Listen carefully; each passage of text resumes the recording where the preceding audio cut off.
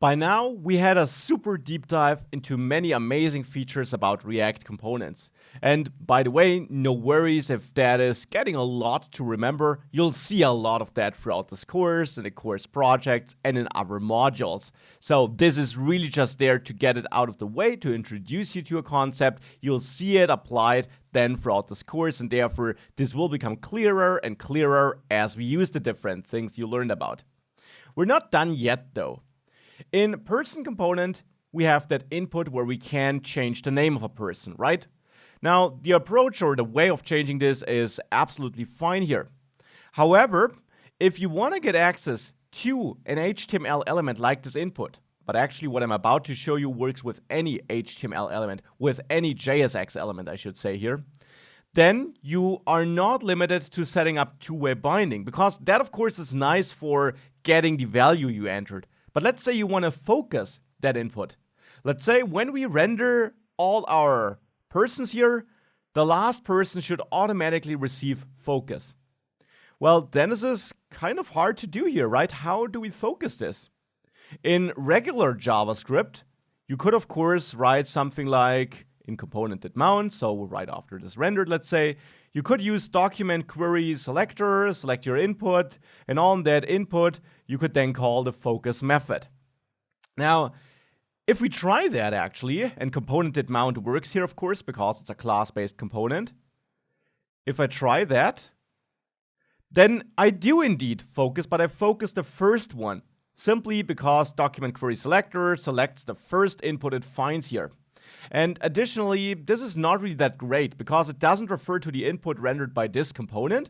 Otherwise, it would render the last input because that was the last component rendered. So this code here actually executed the last time in that last person component. And it didn't focus the input of that person component, but still the first input it found on the entire page. Because document query selector is not something that is related to React. It is a general web or browser feature, a general DOM selector, and it always works on the entire DOM. It doesn't care whether we use React or not. And therefore, this is not the optimal way of selecting this.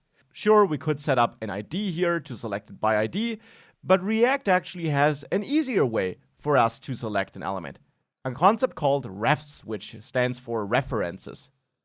On any element, and that does really mean not just on inputs, but on any element, including your own components, you can add a special ref keyword. Now, ref, just like key, is a special property you can pass into any component. It is detected and understood by React. Now, ref can be used in a couple of different ways, and here's way number one, which is supported in older versions of React 2. You pass a function here, and this can be an anonymous arrow function, as I'm doing it here. And the argument you're getting is a reference to the element you place this on. So here we could name this input L, but you can name it whatever you want. In that function body, you then can use that.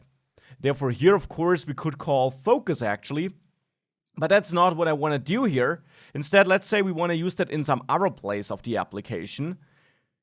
And therefore, what you can also do is you can add a new property to your class. So not to your state, but really just to the class by using this, then any name of your choice, like input element, but this can really be named whatever you want. And this holds the input L we're getting as an argument. So we're getting access to the input element here, and then we're storing this in a global property. So from that point on, we can use it anywhere in our application. And since component.mount executes after render, input element will have been set by then.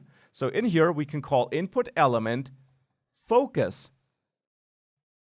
This input element focus, of course, because input element is a property of this class. And therefore, this approach only works in class-based components, not in functional components. If we save that, it reloads, and if I talk about persons, now the last person's input is selected, thanks to this reference. Now, this is one approach of using references, but as I mentioned, it's not the only one. Since React 16.3, we also have another way of setting up a reference. And that includes the constructor, or requires us to use the constructor.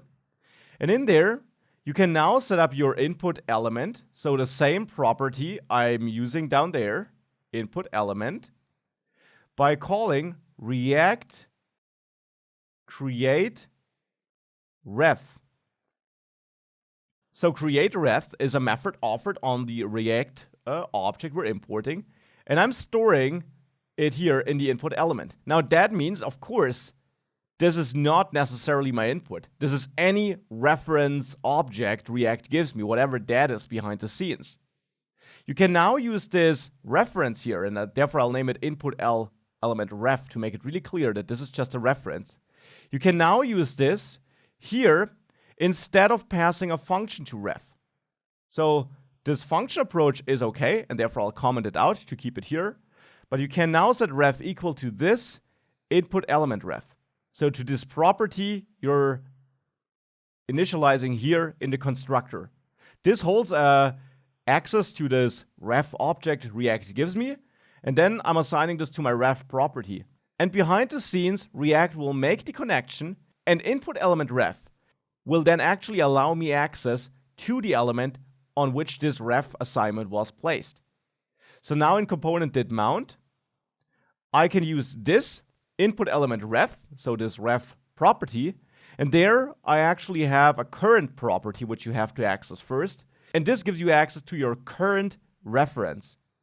So here I'll access current and then focus, because the current element stored in this reference here is this element here, so the input element, and that does have a focus method. So with that, we would almost be able to do that. Now one thing, if you add a constructor, you have to call super here. And of course, you should forward the props you're getting here to make sure everything works correctly. Always when you add a constructor, add super first. So now with that, we got everything set up, and now this app reloads, and you can see that still the last person is selected, thanks to our reference. So you can use either approach, either with React Create Ref, which is the more modern approach, or by using that function form down there to get direct access to the element. This is the older approach, and therefore it also works in older versions of React. And it's up to you to use which version you want, depending on which version the version of React you're using is allowing you to use.